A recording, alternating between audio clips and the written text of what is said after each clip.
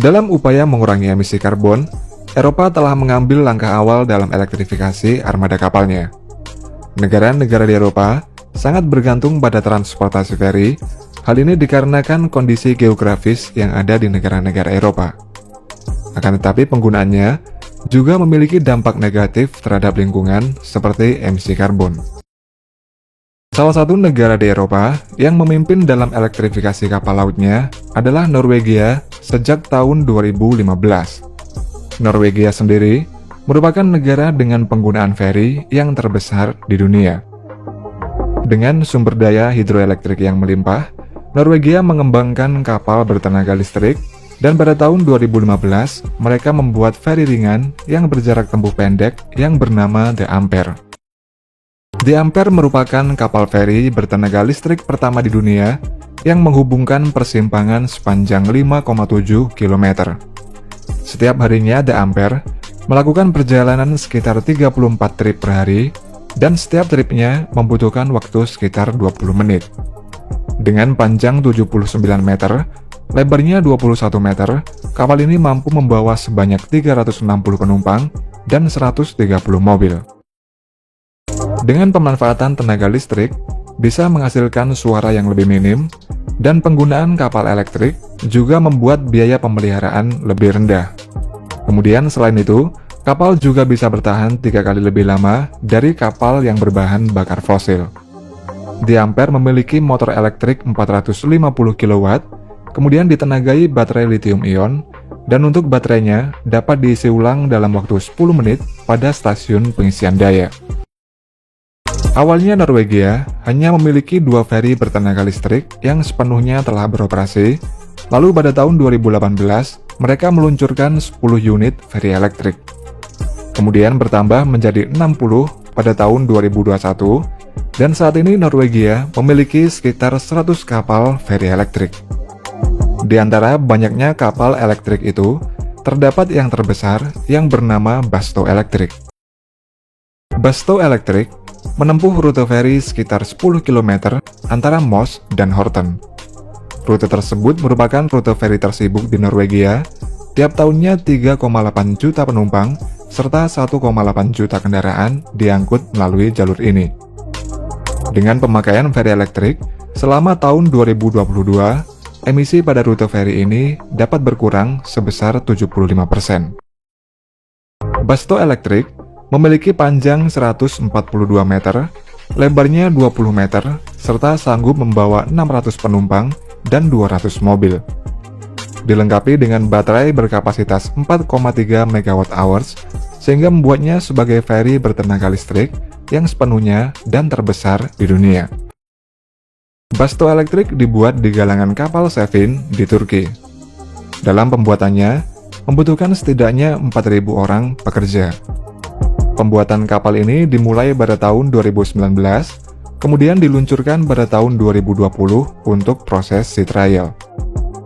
Proses sea trial pada kapal feri Basto Electric dilakukan sebanyak 2 kali. Hal tersebut untuk memastikan kapal dapat beroperasi sesuai dengan keinginan pemilik kapal. Setelah sea trial kedua selesai, kapal kemudian dikirim ke Basto Fosen di Norwegia. Kemudian di jalur beroperasinya kapal feri listrik itu, tentunya terdapat stasiun pengisian daya untuk mengisi ulang baterai pada kapal feri. Stasiun pengisian daya ini biasanya terdapat di pelabuhan tempat kapal bersandar, sehingga sewaktu kapal bersandar dan mengangkut penumpang itulah, feri listrik melakukan pengisian daya pada baterainya.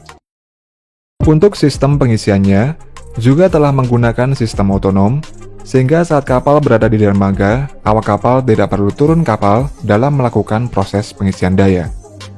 Saat berada di stasiun pengisian daya, kapten tinggal menekan tombol, lalu konektor pada stasiun pengisi daya akan masuk ke dalam sistem pengisian daya di kapal feri listrik.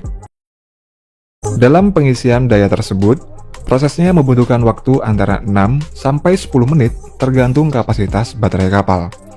Akan tetapi yang menjadi tantangan utama adalah adanya dynamic motion pada kapal atau gerakan naik turun kapal akibat gelombang. Dan untuk mengatasinya, beberapa stasiun pengisian daya menggunakan sistem yang dapat mengkompensasi gerakan kapal saat melakukan pengisian daya. Kemudian karena menjadi negara pelopor, semenjak peluncuran kapal De Ampere di Norwegia, banyak negara lain di Eropa yang mengikuti Norwegia dengan meluncurkan kapal feri elektriknya. Di antaranya adalah Denmark. Denmark memiliki kapal feri yang bernama Ellen dengan kemampuan mengangkut sekitar 30 kendaraan dan 200 penumpang. Feri Ellen dapat menempuh jarak hingga 22 mil laut. Di Eropa sendiri, kapal feri listrik yang dapat menempuh jarak 22 mil laut hanya sekitar 80%. Biasanya sebelum memulai perjalanannya, kapal akan mengisi daya baterai di pelabuhan yang ada di Pulau Airo, di mana energinya berasal dari turbin angin. Dan di bawah lambungnya, terdapat 4 mesin listrik, kemudian baterai litium dengan berat total hingga 56 ton. Kapal Ellen merupakan sebuah proyek yang dibiayai oleh Uni Eropa dan bekerjasama dengan penduduk pulau setempat yang bertujuan untuk mengurangi emisi karbon. Proyek itu menghabiskan biaya sekitar 362 miliar rupiah, dan meski 49% lebih mahal dibandingkan kapal konvensional, namun biaya operasionalnya 75% lebih rendah.